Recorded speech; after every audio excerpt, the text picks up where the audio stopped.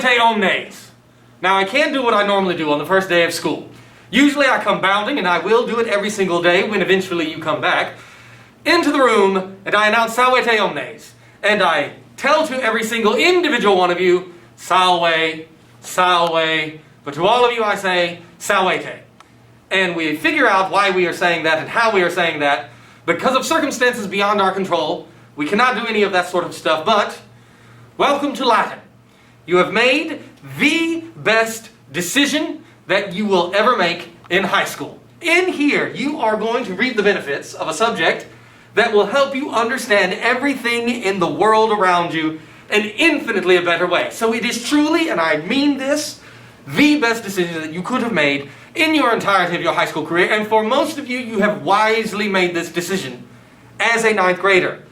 Now, it's at this time that I usually clear up 2 misconceptions.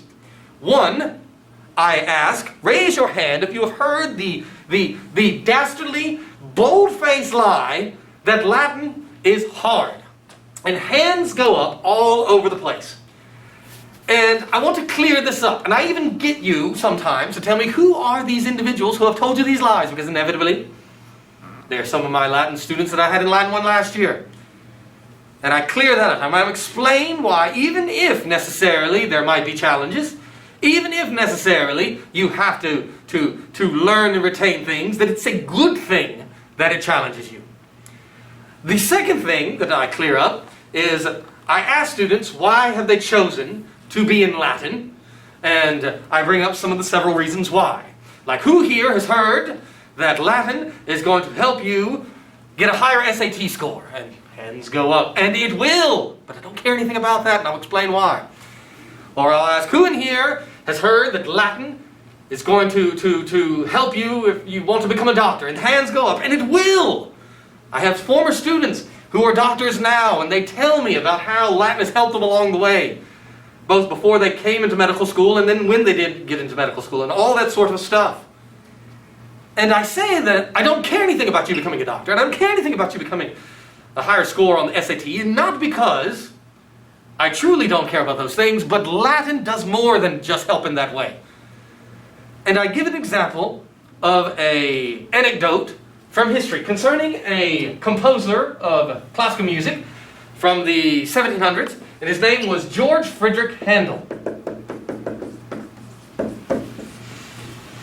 And he is most famous for writing writing an oratorio called Messiah. You usually hear it around Christmas time. And in it you have the Hallelujah chorus, and I'm sure that we've all heard of it before. Bum, bum, bum, bum, ba-da-dum, bum, ba-da-dum, bum, ba-da-da-ba-ba, hallelujah, and so forth and so on.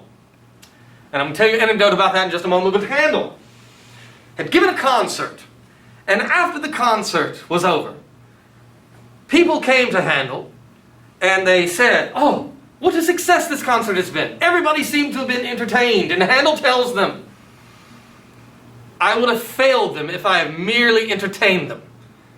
I wish to make them better. And that is what Latin and this class will do for you. You will understand things in a way that you have not understood before. It is as though you are living in a world of darkness or in black and white, and the more you learn and hear about your own language, about your civilization, about the origins of them, it's as though your world becomes more clear, more bright, and more colorful from where you are now. You have no idea of how much you are going to benefit."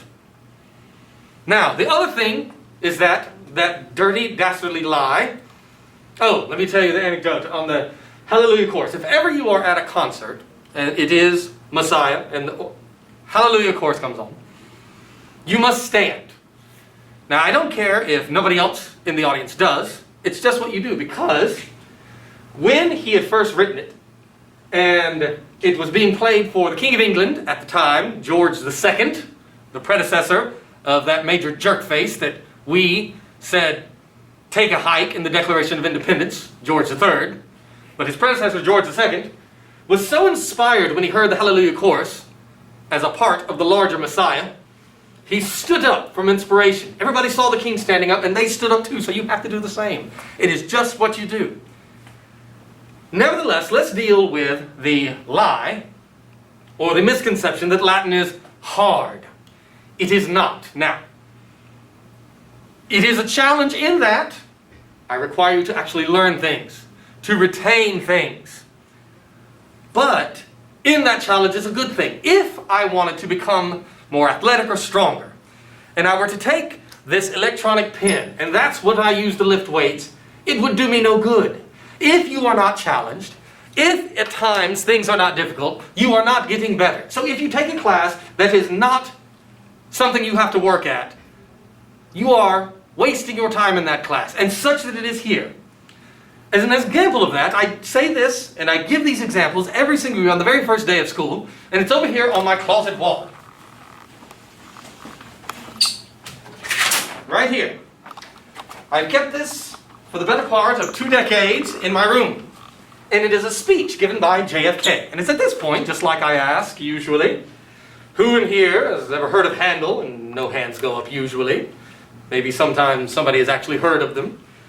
But inevitably somebody has heard of JFK, John F. Kennedy. And of course he is the president who was assassinated November 22nd, 1963. But a year before that, he was giving a speech at Rice University in Texas. And I'm going to read it to you because it has to do with the fact of how Latin as a choice for you is the best choice, and a challenge is a good choice to have. And so he says, William Bradford, speaking in 1630 on the founding of the Plymouth Bay Colony, Pilgrims and the like, said that all great and honorable actions, taking Latin, are accompanied with great difficulty, and both must be enterprised and overcome with answerable courage. You have to be prepared for what lies ahead, because like I said, you will benefit. Talk to students who have sat in these classes with me, and they will tell you of how it will help you. If this capsule history of our progress teaches us anything, it is that man in his quest for knowledge, that's what we have in here, an insatiable curiosity to understand the world around us in a better way. And progress is determined and cannot be deterred. The exploration of space will go ahead, and that's what the speech is about. The challenges of leaving the bonds of Earth and its gravitational pull into the stars, an unthinkable thing. You must understand, when he gives the speech in going to the moon last year was the 50th anniversary therein. He says the exploration of space will go ahead whether we join it or not. There are thousands of students, tens of thousands, hundreds of thousands, who just like you in this semester will be sitting at home, learning remotely. And then eventually when we come back in person, sitting in desks. The exploration of space will go ahead whether we join it or not. People want the same things that you do. To be successful, to go off to a college, a competitive college. They're trying for these same things. You need to be a part of it. You need to put the effort into it. And you are lucky that Latin in this class will help you get to where you are wanting to go. We need to be a part of it. We need to lead it. For the eyes of the world now look into space, to the moon, and to the planets beyond. Our leadership in science and industry, our hopes for peace and security, our obligations to ourselves as well as others all require us to make this effort. It is a requirement that we try to, as Mr. Chur says, learn, grow, and develop. Be the best individuals that we can be. To understand the world around us and others around us in a better way. Latin will help you do that. Our hopes for peace and security, our obligations to ourselves, as well as other, all require us to make this effort, to solve these mysteries, to solve them for the good of all men. I am counting on you to grow up and develop the cure for whatever it's going to do me in hopefully several decades. It is you who we are dependent upon to be the best that you can be. Nevertheless, to solve these mysteries, to solve them for the good of all men, there is no strife, no prejudice, no national conflict in outer space as yet. Its hazards are hostile to us all. Its conquest deserves the best of all mankind. And usually in person, I choose a student, someone who's new, and I get them to read off these words, all in caps. And when they read it softly, I have to yell at them and say, no, no, no, it's in caps for a reason with an exclamation point. We choose to go to the moon. You choose to take Latin. We choose to go to the moon, and the most important part is next. We choose to go to the moon this decade and to do other things, Not because they are easy, but because they are hard. Latin is not hard per se, but will I require you to meet your fullest potential and learn as much as what you can? Yes. And you have lucked out by coming into Latin and to this class. I know what I'm doing and I will help you. But you have to be up to the challenge. Because that challenge is one that we are willing to accept, one that we are unwilling to postpone, and one that we intend to win. Now, that of course was JFK. The third guy that I talk about is also a person that I call on students. I say, who's ever heard of him? Nobody knows him. But he is one of the greatest scientists and physicists of the 20th century. His name is Richard Feynman.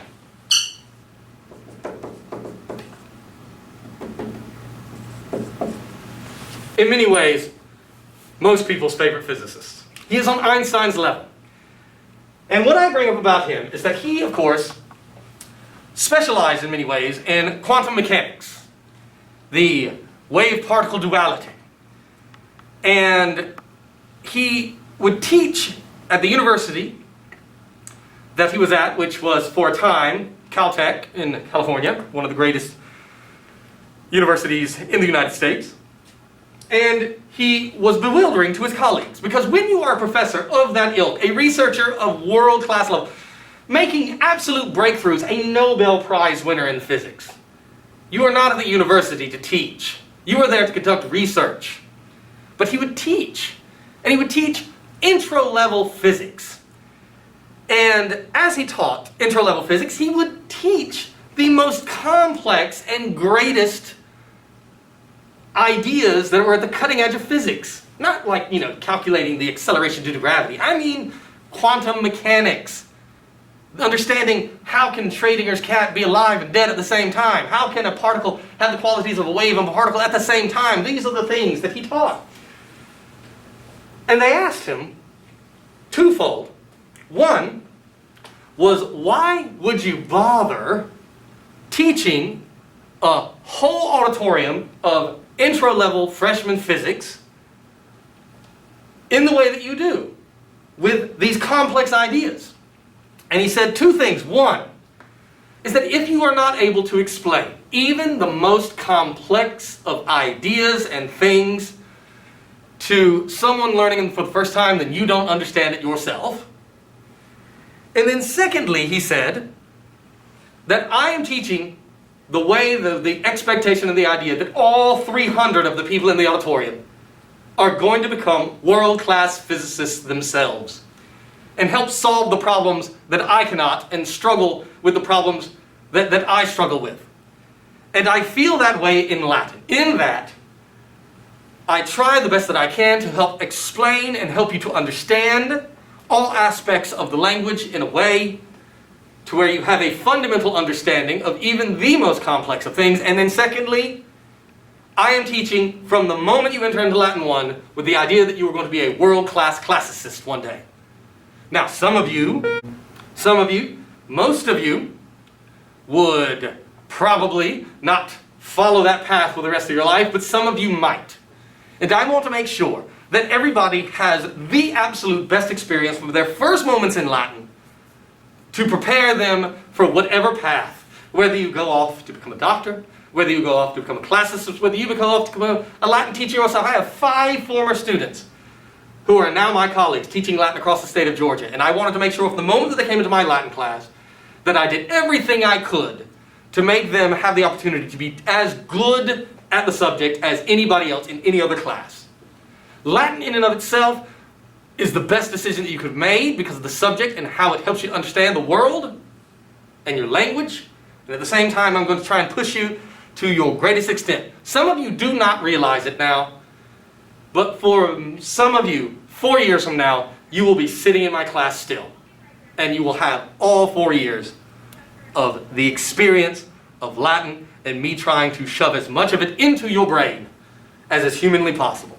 So, again, you have hit the academic lottery, whether it was intentional or not, and you are in my class and Latin, and it will benefit you. Alright, having said all that, I'm going to remove my mask so you see how I look like, and tell you very briefly a little bit about myself. My name is Eric Adams. I've been teaching Latin. This is my 20th year. You're in good hands. I know what I am doing, and I am going to help you. All 20 years has been here at Eastside High School.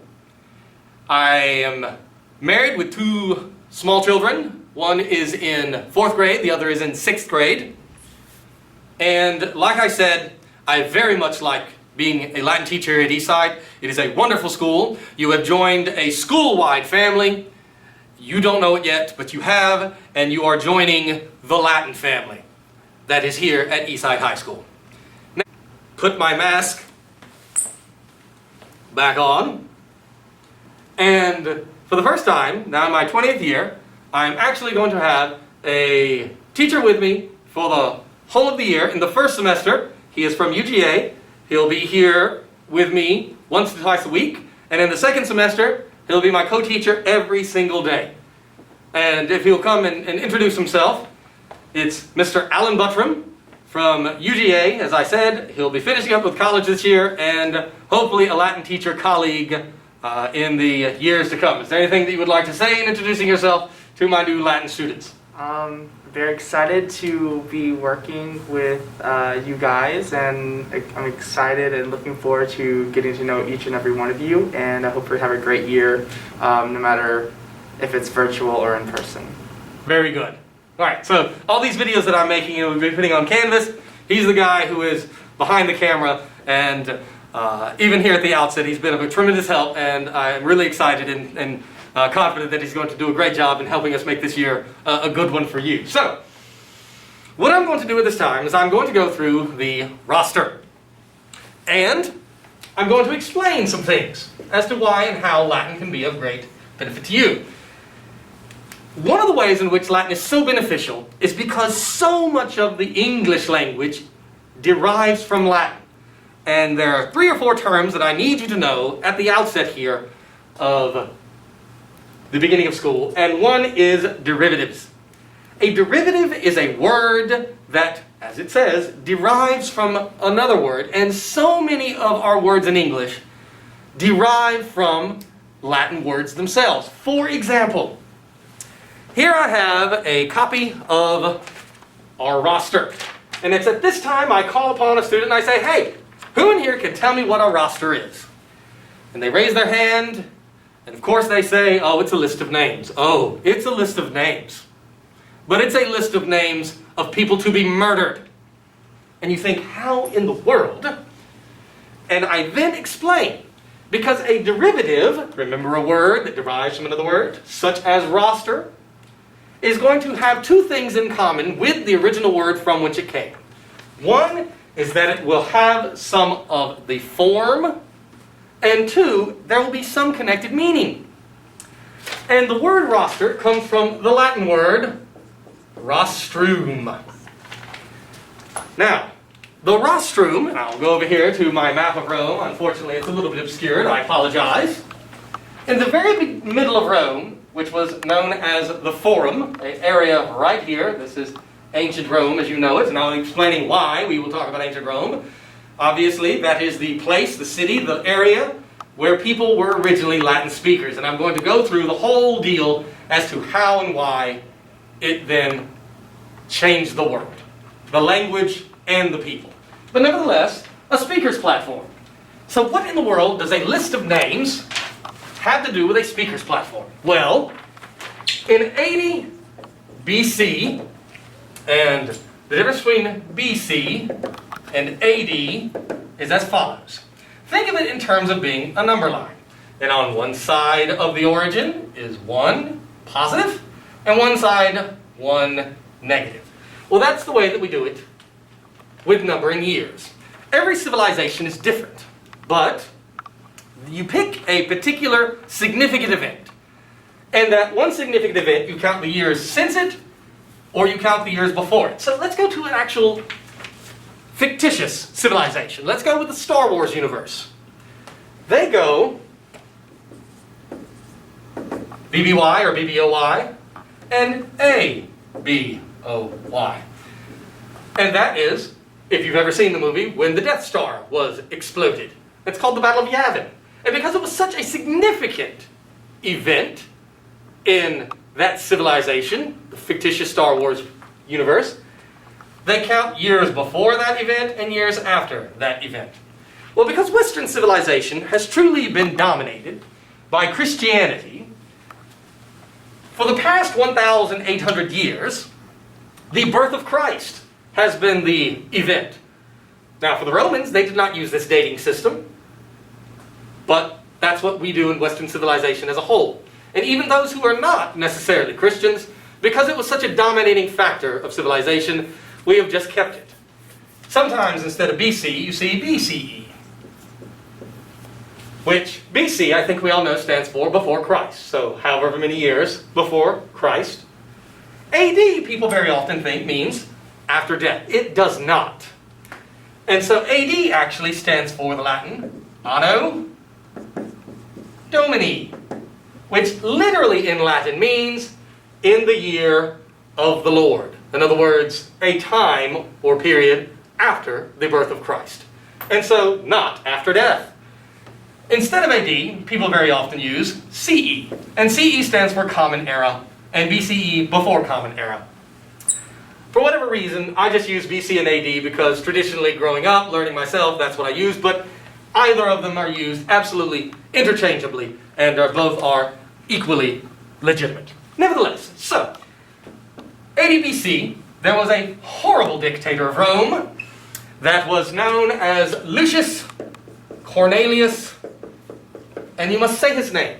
Repeat, even if you're by yourself watching this, repeat the name. And when you do it, you must do so with a snarl, because he is really an infamous character. His name was Sulla. And what he did to consolidate power and get rid of his enemies, he went to that speaker's platform, the rostrum, and the word rostrum in and of itself got its name. It is a derivative of something else. On the speaker's platform, they put the beaks of captured ships. Essentially, when in the ancient world you fought on ships, it was like bumper cars, and you would ram your ship into another ship trying to sink it.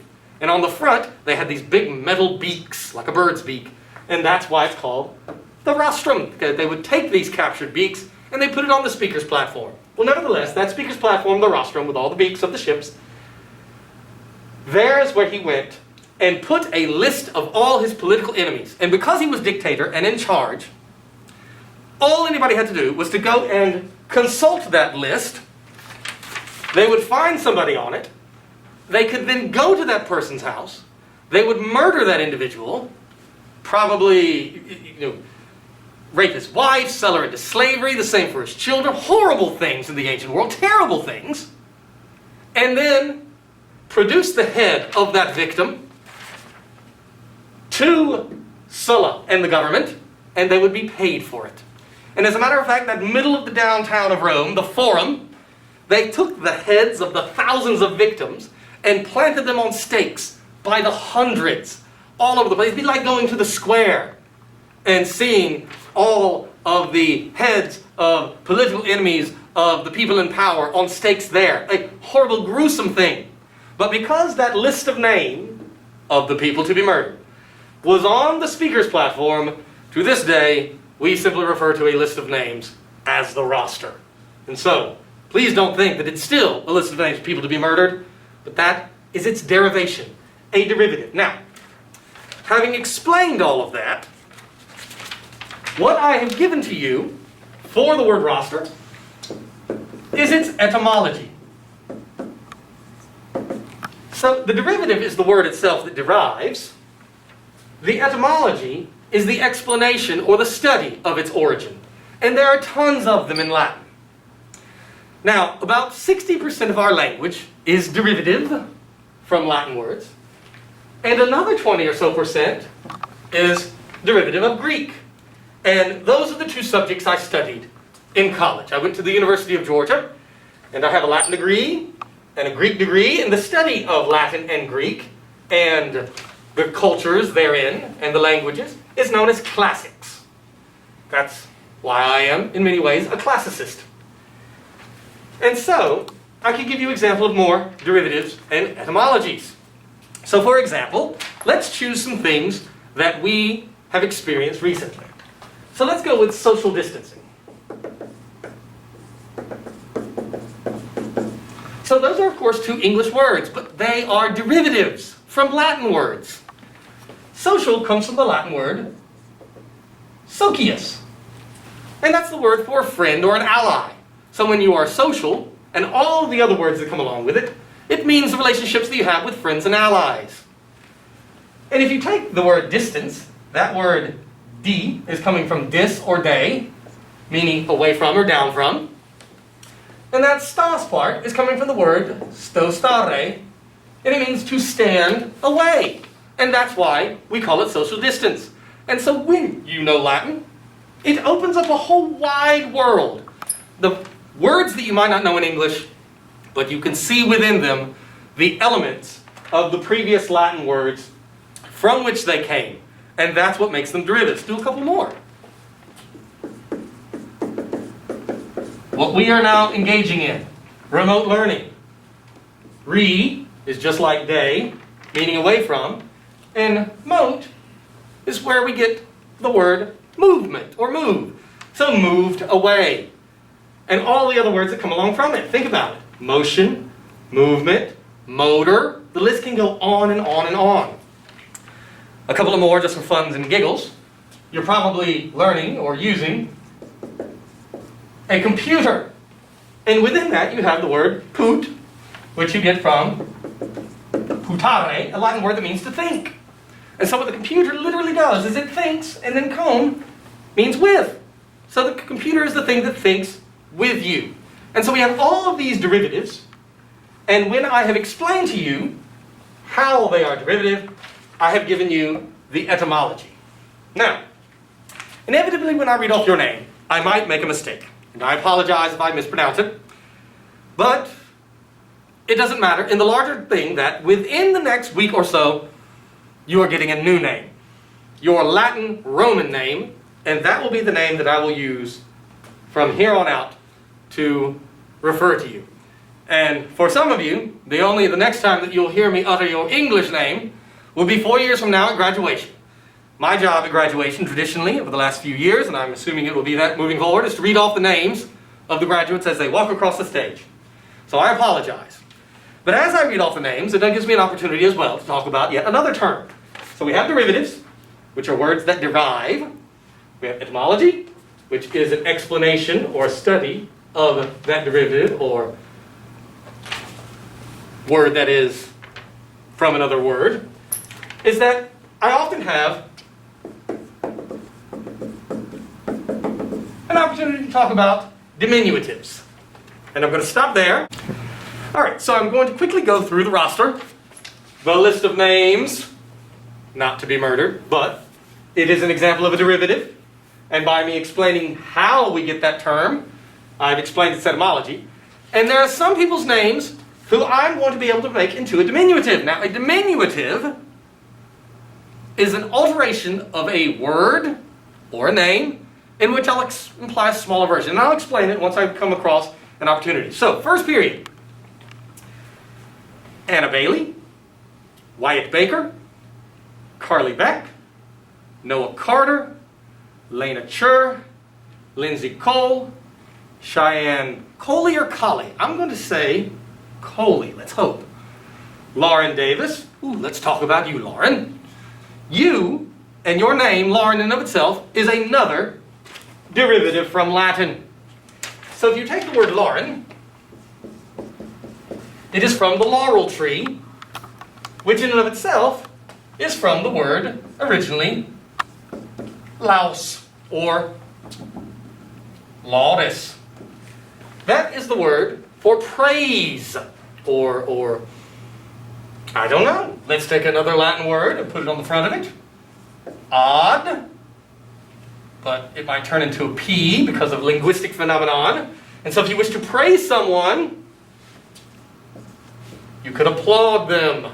And so you can see all of these words that would share, like your name, a common derivation from originally that word that means praise. You get laudable. If I do something that is laudable, it's praiseworthy. Laud is an English word in and of itself that means praise. When you applaud someone. And so you can see how even some of y'all's names are derivatives in and of themselves. Continuing on. Daison or Dizon. I'm going to say probably Daison, let's hope. But again, you'll be receiving your English name, or it says your Roman name, your Latin name. So if I mess it up, I apologize. Lindsay Gaston. Charles Guerrero. Let's talk about you, Charles. You give me a perfect opportunity to talk about diminutives. Now, Charles, you might want to be called Charlie. But often that is not the case. And the reason is, in English, when we very often add a Y or an IE to a name. So let's give you an example like you, Charles. Charlie. Let's say that my name is Timothy. But when I'm a kid, 5, 6, 7, 8, 9, 10 years old, my name Timothy becomes Timmy. But then what happens is that Timmy comes into the 9th grade, and he's sitting in class, and they say, all right, Timmy, just like I say, all right, Timmy, if you're here, Charlie. And Timmy raises his hand and says, it's a Tim. And that's because by making the name Timmy, or by making the name Charlie, it makes us seem as though we're little kids because we have diminutized. It has become a diminutive. And so, Charlie might want to say, it's Charles. And the same way that Timmy might want to say, it's Tim. Now I bring this up because in Latin, there are cool diminutives as well. And I will talk about them now, I suppose. And by the way, if I were reading off the roster, and you are actually here, and what will happen in the remote learning across the screen, you will tell me whether you are present or not. And the way that you will do it will be in Latin. You could either just say hic, which means here, as often we do, or you could say ad sum, which is kind of like saying I am present, I am here, I am at this particular place. So, at this time, to yourself, pronounce the words. And again, even if you're by yourself, the more that you say these words, the more they get stuck in your brain. Repeat after me. Hic. Don't say hic. Hic. And repeat after me. Ad sum. Okay, 4th period. And I'm going to go through the roster that I have here for 4th period. Not a list of names to be murdered, just a list of names.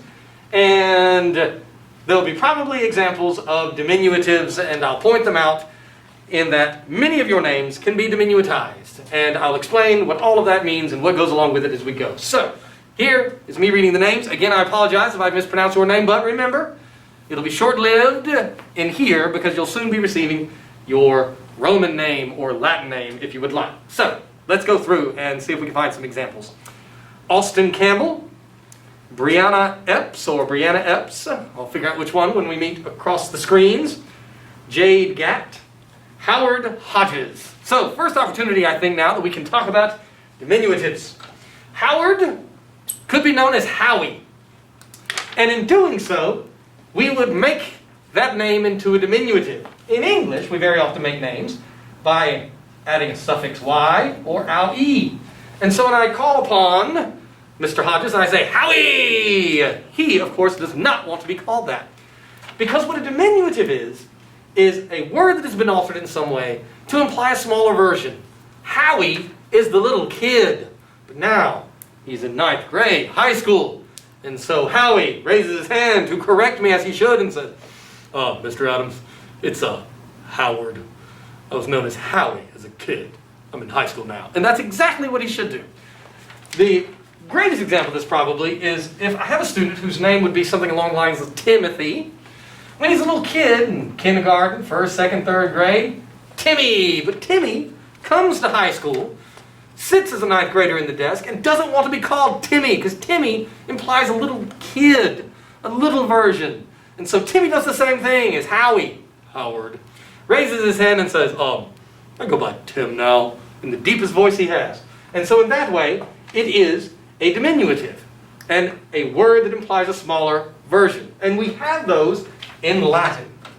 And the reason why I like talking about them is that when I show you the Latin examples, not only are they Latin diminutives, but they can then turn into English words that would become a derivative, a word that derives. And these are examples therein. So in Latin, what we do is that whereas in English we added a Y or an IE, another way in which we can make something in English or diminutive is that if you add a let to it.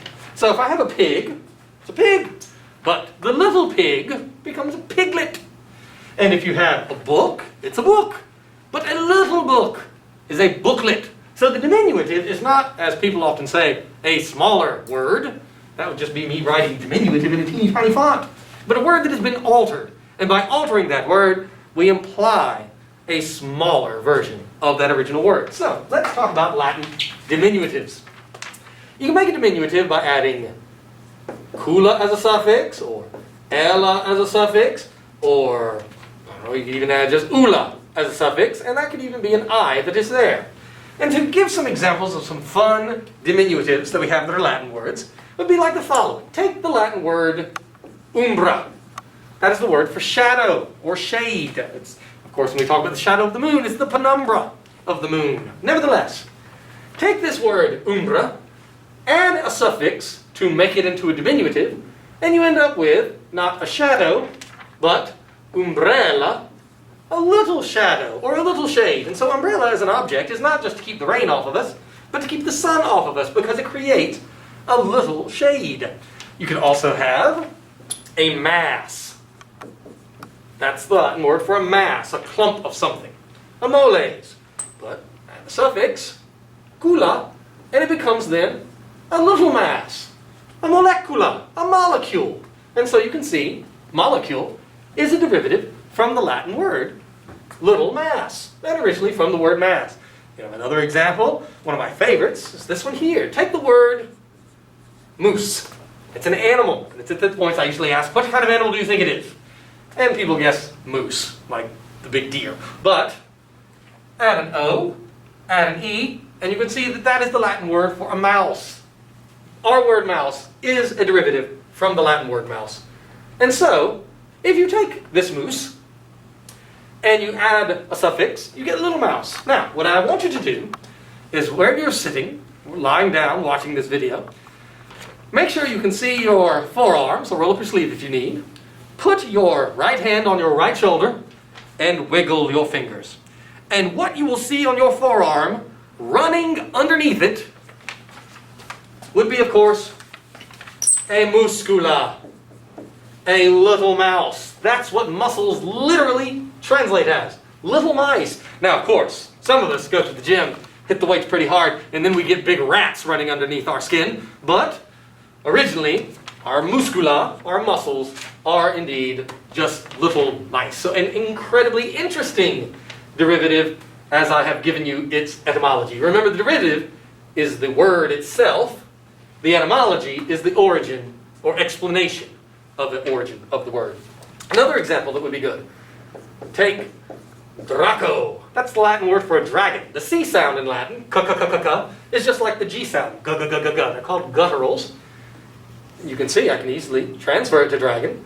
Nevertheless, take the dragon, add the suffix, and you end up with Dracula, the little dragon. Because Dracula, Vladimir, his father was known as the dragon, and so he was the little dragon, or the son of the dragon. And so you can see that some of our names, Howie, no, Howard, could be made into a diminutive. We have them in English, we have them in Latin. Another interesting set of words would be for Spanish. And as we will come to learn, Spanish is nothing more than Latin. But in Spanish, one of the ways in which you can diminutivize words is adding the suffix ito, I-T-O. And these are three examples there you can see. One would be mosca. That's the word for a fly. So therefore, what is a little fly? A mosquito. Take a burro, which of course is a donkey or a pack animal. Well, I prefer a little donkey. The burrito, which will bring all of the good things inside of it into my stomach. The meat and the cheese and the beans and all sorts of other things that we can put into it. It is a pack animal of goodness into my stomach.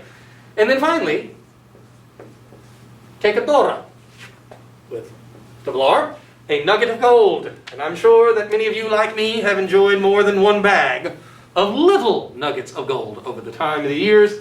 That, of course, would be Doritos. So, diminutives. Words that we alter slightly and imply a smaller version. Not a shadow, but a little shadow. Not a mass, but a little mass. Not a mouse, but a little mouse. And not a dragon, but a little dragon. So let's continue on. Anthony Cage, or Keiji. I can't quite see it because it's smeared on the way, but we'll find out how do you say your name. But Anthony. Tony. I have made your name into a diminutive, but you don't want to be Tony. It's Anthony, necessarily. Jalen King. Jairus Mack. Annika Massey. Grayson Moore. Gracie. No, not Gracie. That would be diminutive. Instead, it's Grayson. Jordan Neely. Molly O'Brien. Murphy O'Brien. Evelyn O'Kelly. Emma Oftedal. Jonathan Ray. Johnny Ray. Johnny. A diminutive. No. It's John or Jonathan, because we don't want to be the small child version of our name. We want to be the full. We don't want to be a diminutive, necessarily. Continuing on, Sarah Roberts. Benny Walker. Benny, no, probably doesn't want to be Bennett. Benny wants to be Bennett. And so, again, not a diminutive. And then finally, the last two, Lana or Lena Walker and Lila Whitmire. And so therefore, as you can see, that we have learned that many of our names can be not just a derivative, but we can also diminutize it. The derivative, remember, is the word, the etymology, explanation, or origin of the word, the study of, and a diminutive is a word that has been altered in a slight way. So, let's do some more fun derivatives that you can see, because, and it's at that point I'll just cut off. So, the last thing that I would like to end this video is to, of course, review. We have derivatives, which are words that derive from others, and we have so many English words that are derivative from Latin words. Etymology, which is the explanation or the study of the origin, and diminutives. Now, just for funs and giggles, I'd like to go over a couple more fun derivatives. And here we're going to make derivatives, not from Latin, but we're going to make them from Greek.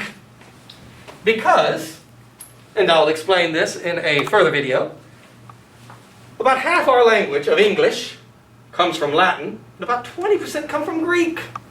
And they can be rather fun. So, let's talk about what we are currently in the middle of. The pandemic. The thing that caused us to have this remote learning. Well, the word pandemic is actually made up of two Greek words. The one word here, pan. And notice I'm using Greek letters, because it has a whole separate different alphabet. That's why we even call it the alphabet. Because when you go to kindergarten, you're going to learn not your alphabet, but your ABCs. Well, that, of course, alphabet are the first two letters of the Greek alphabet. Alpha, beta, gamma. And that's why we call the group of letters the alphabet, from those words. Nevertheless, pan, which means all, and demic, which comes from demos, which means people.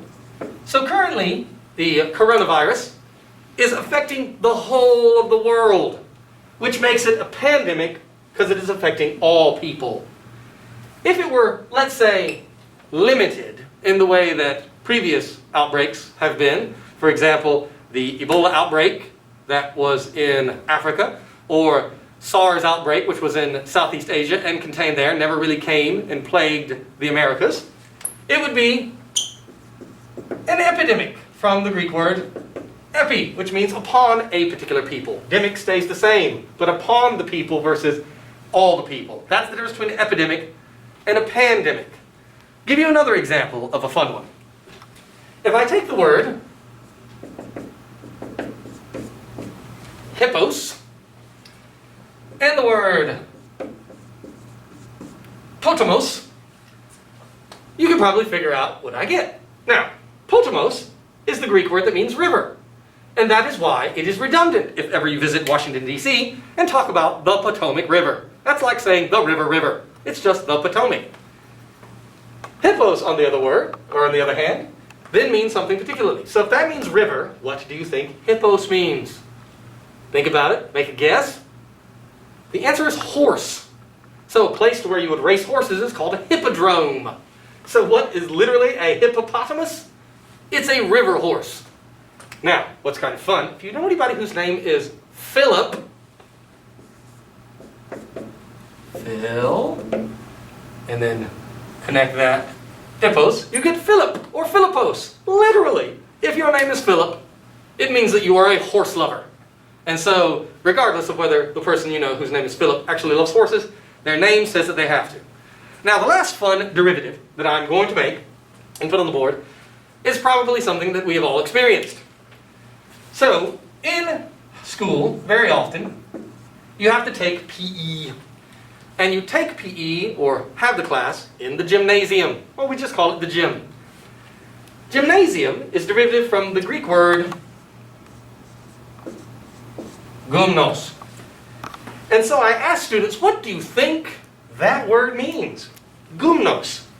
It's an adjective, and so people come up with all kinds of guesses, like athletic or sweaty, and all of those are perfectly reasonable guesses. But it doesn't mean any of those. The name or word gymnos means